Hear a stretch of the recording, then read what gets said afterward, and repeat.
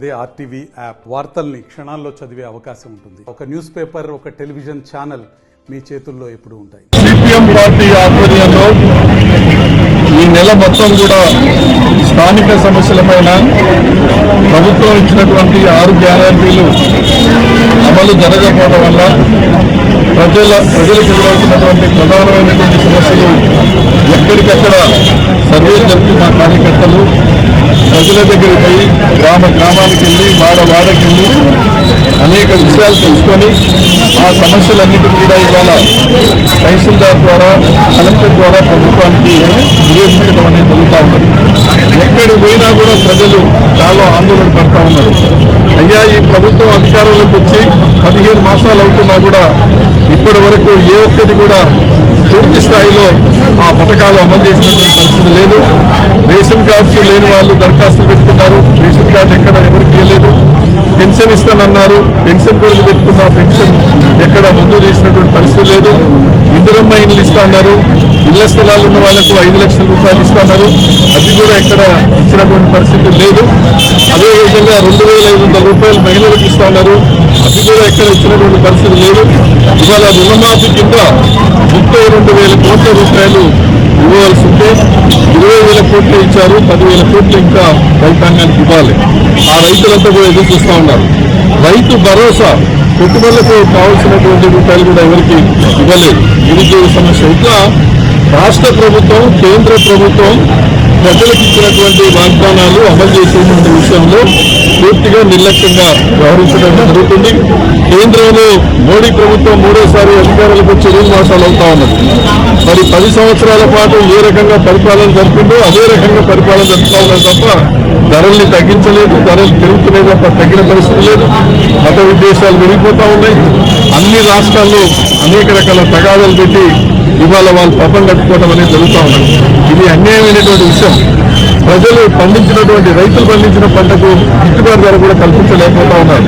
మన ప్రాంతంలో ఇప్పుడు ధాన్య రైతులంతా కూడా రోజు రోడ్ల మీదకి వచ్చి అయ్యా మాకు మద్దతు ధర రావటం లేదని చెప్పడం అనేది జరుగుతుంది. ఇక్కడ స్థానికంగా చూస్తే డబుల్ బెడ్రూమ్ ఇల్లు కట్టి ఇప్పటికీ 6-7 సంవత్సరాలు అయింది. అవి ఇవ్వచ్చు కదా, పేదవాళ్ళని సెలెక్ట్ చేసి వాళ్ళకి హ్యాండిల్ చేయమంటే ఈ ప్రభుత్వానికి కూడా చేత కావట్లేదు. అందుకని తక్షణమే కట్టినటువంటి డబుల్ బెడ్రూమ్ ఇల్లు ఇవాళ అరువులైన పేదలను గుర్తించి వాళ్ళకి హ్యాండిల్ చేయాలని కోరుతా ఉన్నాం.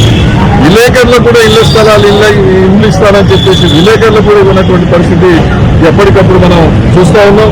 అదేవిధంగా డంపింగ్ యార్డు మన మిర్యాలగూడ పట్టణంలో మధ్యలో ఉన్నది. ఇప్పుడు చుట్టుపక్కల ఉన్నటువంటి ప్రజలంతా కూడా నిద్రపోయినటువంటి పరిస్థితి, ఆరోగ్యాలు దెబ్బతింటా ఉన్నాయి, పంటలు దెబ్బతింటా ఉన్నాయి. డంపింగ్ యార్డుని ఎక్కడి నుంచి మార్చాలి. అండర్ గ్రౌండ్ డ్రైనేజీ పనులు కూడా పూర్తి కాలేదు. దానివల్ల ఏంటంటే వర్షాలు బాగా వచ్చినప్పుడు మ్యాన్వల్స్ నుంచి మురికి వాటర్ బయటకు వచ్చి కప్పు కొడతా ఉన్నది. ఈ రకంగా ప్రజలు ఎదుర్కొంటున్నటువంటి ప్రధానమైనటువంటి మౌలికమైనటువంటి సమస్యలు.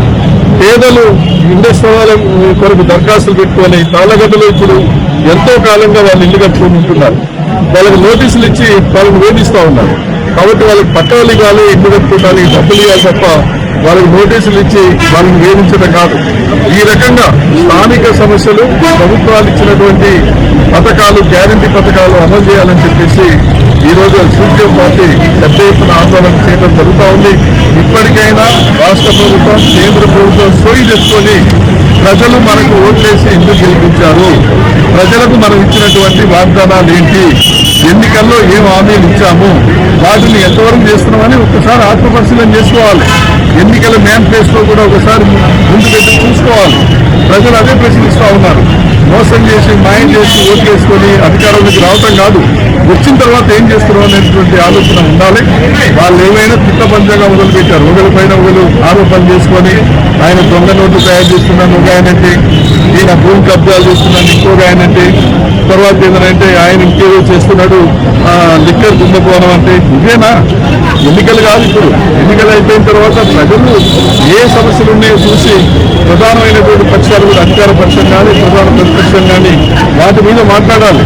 ప్రభుత్వం మీద ఒత్తిడి తీసుకురావాలి. అది వదిలేసేందనంటే తీవ్రమైనటువంటి పదజాలంతో తెలంగాణ ప్రజలు దేశ ప్రజలే అసహించుకునే పద్ధతులు ఇవాళ దేశ స్థాయిలో కాక పోటీ పెట్టి ఎవరు ఎక్కువ తిప్పుకునే నాయకులు ఏ రాష్ట్రంలో ఉందో అని కనుక పోటీ పెడితే తెలంగాణ రాష్ట్రం ఫస్ట్ వస్తుంది. మరిన్ని వీడియోస్ కోసం ఛానల్ ని సబ్స్క్రైబ్ చేయండి, లేటెస్ట్ అప్డేట్స్ కోసం వాట్సాప్ ఛానల్ ని ఫాలో చేయండి అండ్ లింక్ డిస్క్రిప్షన్ లో ఉంది.